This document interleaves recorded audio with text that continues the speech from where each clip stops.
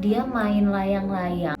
Abis beres benerin gelasan, dia langsung pulang. Pas banget azan maghrib, Bima tuh lihat di pohon beringin ada cewek. Tapi pas deket tuh kok mukanya kayak lihat warga banyak bawa obor. Tapi gak kedengeran sama sekali sama Bima. Tapi makanannya hambar lagi. Halo guys, balik lagi sama kita di channel Misteri Malam. Kali ini gue mau ceritain cerita horor lagi nih. Gue dapat email dari Bima. Dia mengalami hal yang cukup di luar nalar dan bikin bulu kuduk merinding. Daripada kalian penasaran, mending kita langsung masuk aja ke ceritanya ya. Jadi waktu itu tahun 1996, Bima masih umur 6 tahun. Dia masih ingat. Dia lahir itu tahun 90-an lah. Milenial tua. Waktu itu masih musim layang-layang di sawah. Waktu itu masih banyak sawah, belum banyak perumahan-perumahan. Gak kayak sekarang yang dimana-mana tuh perumahan dan udah jarang banget nemuin persawahan. Dia main layang-layang bareng teman-temannya itu dari sore, sekitar jam 3-an. Singkat cerita udah mau maghrib lah, udah pada mau beres tuh main layang-layangannya. Temen Bima nih pada OTW balik karena pada mau ngaji. Tapi waktu itu gelasan Bima tuh kusut katanya. Akhirnya dia benerin dulu sendirian sampai waktu maghrib. Abis beres benerin gelasan, dia langsung pulang lah. Karena dulu pohon-pohon tuh masih banyak. Pas banget azan maghrib, Bima tuh lewatin pohon bambu, pohon beringin. Karena tuh dulu masih banyak pohon-pohon. Dan udah mulai agak gelap nih. Bima waktu itu nggak takut, ya namanya juga bocah ya kan. Nah Bima tuh lihat di pohon beringin ada cewek. Tapi Bima lewat aja. Tapi pas deket tuh kok mukanya kayak serem ya. Mukanya tuh kayak banyak koreng gitu, kukunya panjang-panjang, bajunya tuh putih lusuh. Bima kaget dan dia nggak bisa lari di situ, kayak nge-freeze. Dan dia pun nggak tahu kenapa tiba-tiba dia nge-freeze, nggak bisa lari, nggak bisa teriak, karena mungkin saking takutnya. Tiba-tiba sosok cewek itu megang tangannya Bima. Kukunya tuh panjang, hitam banget. Kulitnya pun dingin dan kasar. Bima gak tahu harus ngapain. Tiba-tiba tuh semuanya gelap. Pas udah agak lama, Bima bisa lihat tuh sosok perempuan yang lagi liatin dia. Dia di situ udah nggak bisa ngomong apa-apa, dia ketakutan, tapi nggak bisa ngapa-ngapain. Dan dia nggak tahu itu di mana, tapi itu tempatnya kayak gelap banget. Dia dikasih makan, tapi tempatnya tuh kayak bukan di piring, kayak daun gitu. Minumnya pun hambar. Dia nggak tahu itu makanan apa karena gelap banget. Tiba-tiba dia lihat warga banyak bawa obor, bawa peralatan masak, bawa pentungan, tapi gak kedengeran sama sekali sama Bima. Posisinya tuh Bima kayak di atas, kayak ngeliatin ke bawah warga-warga yang lagi pada bawa obor. Mungkin Bima lagi di pohon beringin. Tapi dia juga nggak tahu karena dia mau teriak aja tuh kayak susah banget. Ditambah sosok cewek itu juga ngeliatin Bima terus. Pas warga udah mulai deket, itu tiba-tiba gelap lagi. Dia cuman lihat pepohonan dan kayaknya tuh Bima dibawa ke tempat lain lagi. Karena Bima udah nggak lihat warga yang lewat bawa obor di situ. Cuman lihat pepohonan gede tapi gelap sama makhluk cewek itu. Tapi Bima kayak nggak bisa ngomong apa-apa. Makhluk itu cuman ngeliatin Bima sambil melotot. Bima di situ takut banget, tapi dia bingung juga karena nggak bisa ngapa-ngapain. Gak lama tuh dia dikasih makan lagi, tapi makanannya hambar lagi. Bima gak bisa lihat itu makanan apa karena setiap dia makan itu selalu gelap. Dan di situ Bima gak habisin makanannya. Terus dia lihat ada warga pada bawa obor, tapi di situ Bima gak bisa ngapa-ngapain.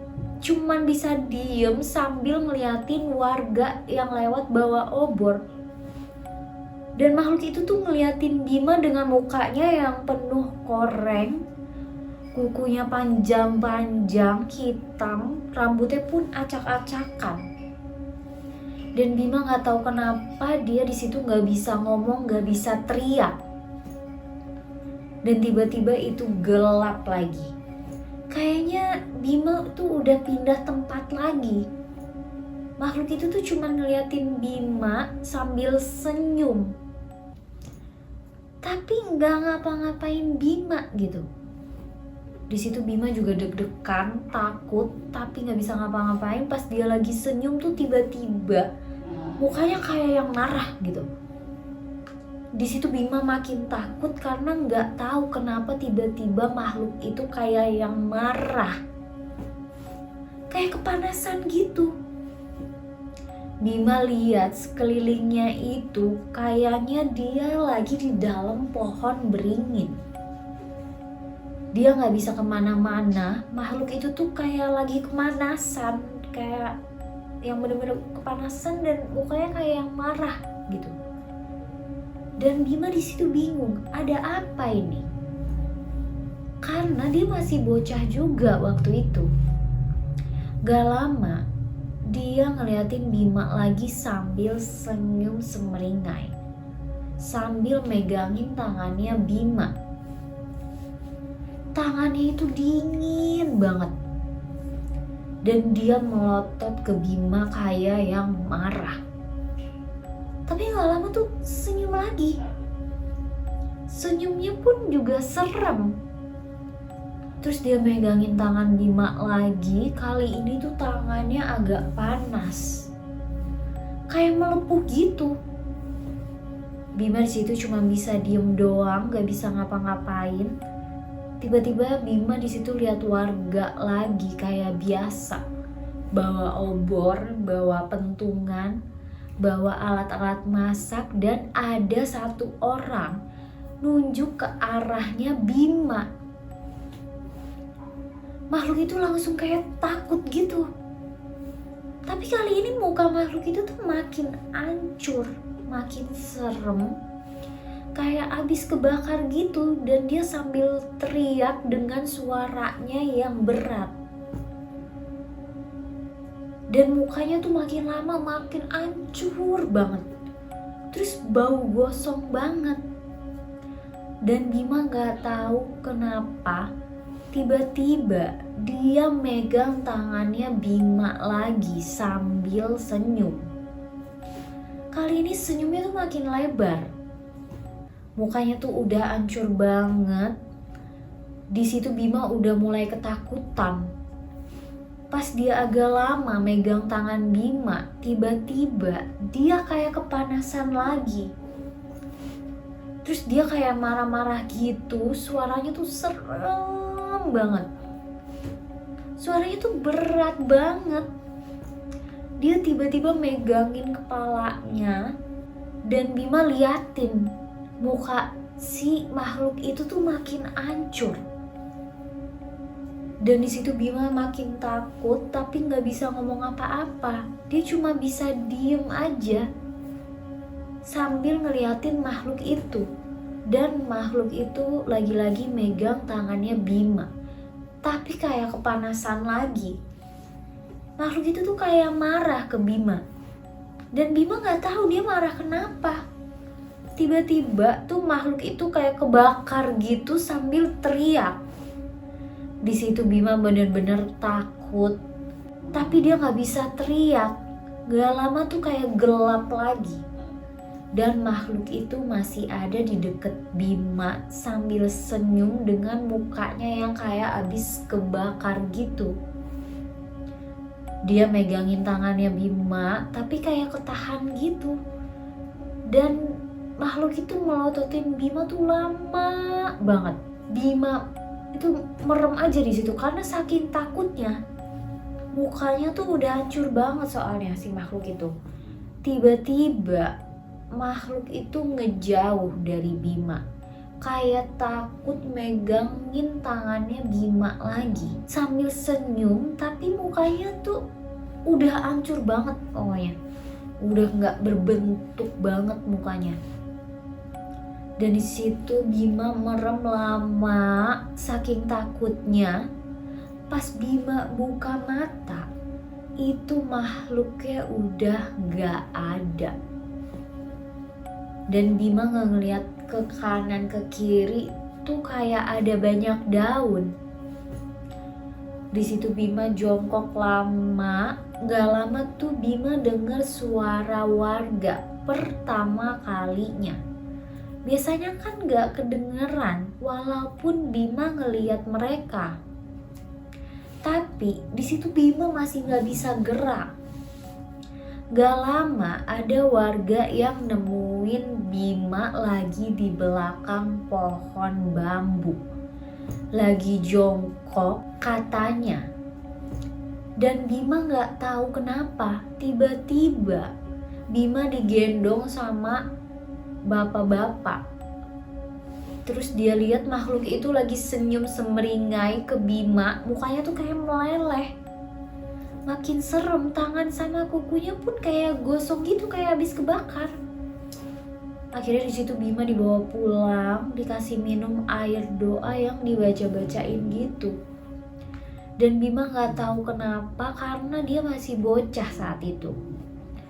Katanya dia udah 4 hari nggak pulang ke rumah. Padahal Bima tuh ngerasa kayak cuma beberapa jam aja. Katanya Bima diculik wewe gombel. Dan Bima di situ kaget, dia kayak linglung. Dia ngomong aja tuh nggak lancar. Kayak linglung banget. Abis kejadian itu tuh Bima gak boleh keluar beberapa hari. Di rumah Bima tuh dia selalu denger suara nenek-nenek yang sama persis kayak Bima waktu itu diculik sama makhluk itu alias wewe gombel itu. Dia manggil-manggil nama Bima. Dan Bima di situ tuh langsung demam berhari-hari. Bima dikasih air doa yang udah dibaca-bacain gitu. Beberapa hari kemudian Bima udah mulai bisa ngomong kayak biasa. Demamnya pun udah mulai sembuh. Tapi Bima takut ketemu sama makhluk itu lagi. Abis kejadian itu tuh tiap sore Bima selalu dijemput sama bapaknya kalau abis main. Sampai sekarang pun Bima masih ingat kejadian itu. Bentuk makhluknya pun Bima masih ingat katanya. Tapi sekarang pohon-pohonnya itu udah gak ada. Udah dijadiin perumahan. Sampai sekarang katanya Bima trauma kalau keluar di waktu maghrib. Cukup bikin bulu kuduk merinding sih. Ternyata itu kisah nyata, bukan cuma mitos. Kita doain aja semoga Bima selalu dalam lindungan Allah Subhanahu wa Ta'ala ya guys.